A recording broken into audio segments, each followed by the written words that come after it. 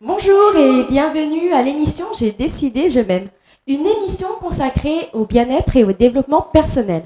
Alors aujourd'hui, nous allons parler des croyances limitantes et plus spécifiquement au travail avec Caroline Tessandier qui est coach intuitive et accompagnant en spiritualité. Caroline, bonjour. Bonjour Devine. Alors tout d'abord, je voudrais savoir qu'est-ce qu'une croyance limitante ? Alors une croyance limitante, c'est une pensée qui est implantée à l'intérieur de notre cerveau, principalement dans la partie inconsciente, une partie à laquelle on a peu accès, mais qui nous répète de façon automatique et de façon assez merveilleuse en théorie, toujours la même chose.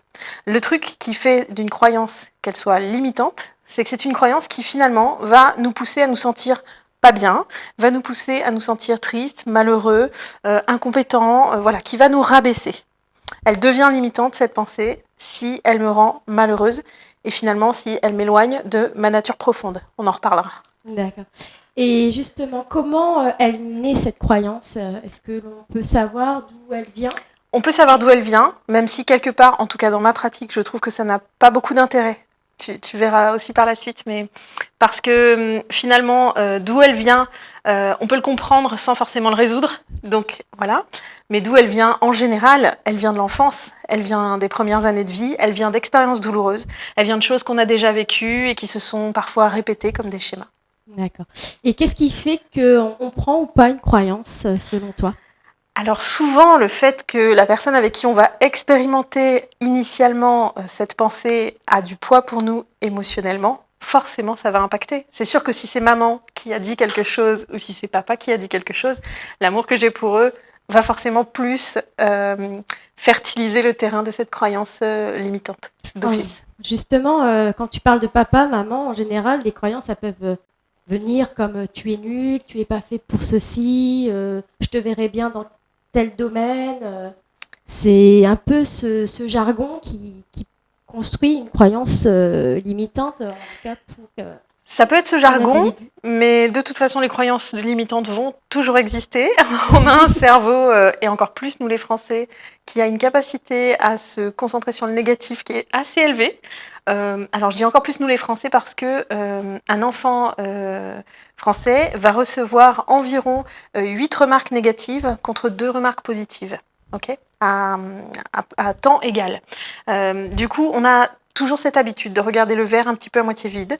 On a toujours cette habitude de penser à ce qui va pas super bien, à ce qui n'était pas génial, à comment j'aurais pu faire mieux. Et ça, c'est pour tout le monde. Alors qu'on n'en parle pas, en général. Hein. On se dit pas « Oh là là, moi je me sens hyper nulle, est-ce que tu n'aurais pas un truc pour m'aider à aller mieux ?» Mais à l'intérieur, c'est là et ça se répète. Et quand on est un enfant, on peut attraper des croyances limitantes, c'est un petit peu comme une sorte de maladie. Hein. On peut les attraper simplement par des actes de ce qu'on voit faire nos parents. Si je pense à des gens qui viennent me consulter, voilà, si maman a l'air de s'occuper plus des autres que de moi, c'est parfois parce que je vais me raconter je ne suis pas aimable ou je ne suis pas assez bien. Je ne suis pas suffisamment belle, je ne suis pas suffisamment mince, je ne suis pas suffisamment fort pour un garçon, ou je suis trop râleur, et chacun va se raconter son histoire en fait. C'est un petit peu ça le souci de la pensée, c'est que c'est des histoires qu'on se raconte, c'est pas des réalités. Est-ce que tu as une croyance qui revient souvent à ton cabinet ? Alors oui, il y en a plusieurs. Je ne suis pas assez. Ça, c'est... Voilà. Personne ne m'aime. On pense de moi que je suis bête. Voilà, je suis faible. Alors, il y a les croyances qui sont sur soi, que je vais appeler des codes. Et puis, il y a les croyances sur les autres. Les hommes sont tous des salauds. Les femmes sont intéressées. Voilà, ça va être des grandes généralités. Toujours des grandes généralités. Et celles-là, malheureusement, on les a entendues, on les a attrapées, on se les est imprégnées et on les porte. Et comment elles se manifestent, ces croyances ? Alors, ça va souvent prendre des biais un petit peu cachés. Si c'est je ne suis pas assez, par exemple, moi j'ai des gens qui me consultent, donc on se disait quand on a voulu préparer cette émission principalement pour le travail, j'ai des gens qui me consultent parce qu'ils ont la compulsion de la formation. Donc voilà, ils vont s'être formés à un premier métier, ils vont avoir fait ce métier, peut-être que ça vous arrive aussi, de vouloir toujours rajouter une formation en plus, rajouter une spécialisation, rajouter encore quelque chose. C'est parce que le cerveau répète en arrière-fond, discrètement, presque silencieusement, mais à l'intérieur on le reçoit, tu n'es pas assez, tu n'es pas assez, tu n'es pas assez. Donc ça fait, je ne suis pas assez formée, et je me forme, et je me forme, et je me forme.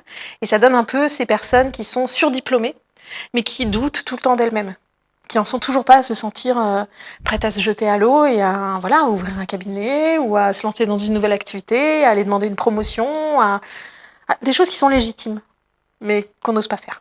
Donc, quelque part, les croyances se manifestent par nos comportements. Complètement. Et de manière inconsciente. Complètement. Alors ça, c'est un petit détail qu'on n'a pas toujours en tête, c'est que notre cerveau, il a, on va dire, on pourrait imaginer de le regarder sous l'angle de deux parties. La partie consciente, donc ce que je me dis et dont j'ai conscience, que je me le dis, ah ouais, mon voisin m'embête parce qu'il jardine trop tôt ou je ne sais quoi, ça je me le dis et j'ai conscience que je me le dis. Et puis tout ce que je me dis mais que je n'ai pas conscience de me dire, et là c'est là où on trouve le jardin des croyances. Alors on a aussi des croyances soutenantes, hein. Il faut que les gens sachent qu'il n'y a pas que des croyances limitantes, rassurez-vous. Il y a des croyances, certains disent des croyances aidantes. Aidantes, soutenantes, voilà, moi j'aime bien soutenante parce qu'on voit cette image que ça peut te porter aussi régulièrement. Mais du coup, voilà, cette partie consciente, si on l'imagine sous la forme d'un brin d'herbe, donc le cerveau conscient c'est un brin d'herbe. Je sais que je peux penser à des choses à l'échelle de un brin d'herbe. Mais mon cerveau inconscient, c'est l'équivalent d'un stade de foot de brins d'herbe. Donc c'est plus de 16 milliards de brins d'herbe. Donc autant dire que tout ce que je pense et que j'ai conscience que je pense, c'est rien du tout à côté de tout ce que mon cerveau me répète en permanence. Un exemple qui peut permettre de bien visualiser, c'est quand vous avez appris à conduire. Au début, il fallait beaucoup se concentrer pour conduire, pour être précis, pour être au bon moment, pour pas être détourné au milieu de la route, tout ça. Et puis aujourd'hui, vous pouvez parler à quelqu'un en même temps que vous conduisez, écouter de la musique, faire toute autre chose, y compris des choses illégales parfois, mais c'est un autre sujet. Et tout ça parce que le cerveau a appris à répéter, à se dire sans qu'on ait besoin d'y penser. Donc là, c'est l'équivalent du stade de foot qui dit, voilà, d'abord tu débrayes, ensuite tu passes ta vitesse, tu réaccélères, quand tu freines, t'enfonces à fond et puis tu relâches doucement pour pas faire d'à-coup. Tiens, le feu est orange, tiens, il faut s'arrêter, et ainsi de suite. Et là, on n'a plus besoin d'y penser. Parce que c'est plus le cerveau conscient qui fait le job, c'est le cerveau inconscient. Et donc on voit la puissance de cette machine cerveau qui est un automatiseur. Le tout, c'est de le mettre à notre service. D'accord. De bien vérifier ça. Mais c'est vrai que par moments, on n'est pas forcément conscient d'avoir ces croyances. C'est que qu'est-ce qui fait qu'on arrive à se dire « Ah oui, c'est une croyance et que ça m'a limité pendant toute ma vie et j'ai envie de dépasser et aller voir ailleurs et évoluer tout simplement ». Alors souvent, c'est la souffrance. Tout simplement. C'est le mal-être, c'est le ras-le-bol, c'est l'impression qu'on répète toujours les mêmes histoires, qu'on vit toujours la même chose. Au boulot, ça peut être, j'ai l'impression que mon patron me donne toujours plus de charges que les autres, ou j'ai l'impression que mes collègues ne m'apprécient pas à ma juste valeur et que finalement, ça me retombe toujours dessus, les situations. Voilà, ça va être des scènes qui se répètent, où au début, on ne se dit pas que c'est parce qu'il y a une croyance cachée derrière, mais finalement, comme ça se répète, ça nous fait souffrir. À un moment, on finit par se dire, comme dirait un rappeur bien connu, Orelsan, s'il y a tout le temps le même problème, c'est peut-être que le problème, c'est moi, en fait. Et donc, on vient chercher, c'est souvent là qu'on va consulter, en fait, qu'on va chercher un thérapeute pour se faire accompagner. Et moi, c'est comme ça que je me retrouve en cabinet à travailler avec des gens qui viennent me voir en disant, ça fait la 6e fois, pour la 6e fois, j'ai voulu faire ça, et puis il s'est passé encore ça, moi je comprends pas, c'est toujours la même histoire. Là, on cherche. Qui est la croyance? Justement, au travail, donc, tu nous as donné 2 exemples. En fait, la personne qui va aller à la recherche des compétences et des formations pour pouvoir avoir une certaine légitimité, qui est aussi peut se cacher derrière une croyance, et un cas où, effectivement, le patron, il y a une relation qui est difficile avec le patron et que la personne est malheureuse parce qu'elle se retrouve en souffrance par rapport à sa hiérarchie. Est-ce que, on va parler du travail, les croyances limitantes dans le travail, quels sont les cas que d'autres ou est-ce que qui peuvent manifester justement une souffrance et qui est liée à une croyance aussi? Alors je pense, quand tu dis ça, je pense à la grande croyance aussi, je ne mérite pas. Donc ça peut être dans le travail des gens qui n'arrivent pas à avoir de la clientèle si c'est des indépendants ou des gens qui n'arrivent pas à obtenir d'augmentation. Ça leur passe toujours sous le nez, c'est toujours on y est presque et puis en fait chouc tout s'effondre. S'il y a à l'intérieur de la personne la croyance je ne mérite pas, forcément la reconnaissance ne viendra pas puisque je ne mérite pas. Et qu'il y a toujours cet équivalent du stade de foot à l'arrière qui répète non mais tu ne mérites pas, tu ne mérites pas, tu ne mérites pas. Donc finalement, sans s'en rendre compte, et c'est là où c'est assez impressionnant, c'est que c'est sans s'en rendre compte, moi, qui vais provoquer, en fait, avec ma croyance limitante, je vais provoquer des situations qui vont toujours refaire le même schéma, en fait. Donc, c'est assez difficile d'arriver à se dire, en gros, que la réalité n'existe pas et que tout est interprété par chacun de nous. Et que cette interprétation, elle vient à travers les filtres des croyances. Donc si j'ai une croyance soutenante qui dit je mérite de recevoir le meilleur, et bien effectivement, ce sera facile pour moi d'avoir des augmentations ou d'obtenir les postes, tu vois, quand on fait un entretien d'embauche. Si par contre j'ai la croyance je ne mérite pas, je vais pouvoir passer 20 entretiens d'embauche et jamais avoir le job, alors que j'avais sur le papier tout ce qu'il fallait. Et on va aller jusqu'au bout de cette croyance qui est une croyance effectivement très souvent partagée. Voilà, ressentie chez des personnes. Qu'est-ce qui va faire qu'à un moment donné, déjà il faut qu'elle ait cette phase de se dire j'ai une croyance, parce qu'il y a certaines personnes qui vont le dire naturellement, je mérite pas d'avoir une augmentation, je ne mérite pas d'avoir ce poste. Donc il y a certaines personnes qui arrivent à le verbaliser et d'autres personnes qui ont des comportements inconscients et qui n'ont pas cette pensée, ce que tu me disais tout à l'heure. Comment toi tu arrives à faire en sorte que dans ce cas précis, elle arrive à reconnaître sa croyance? Alors en fait, je vais travailler selon 2 axes. La première, effectivement, comme tu disais, c'est les gens qui vont verbaliser.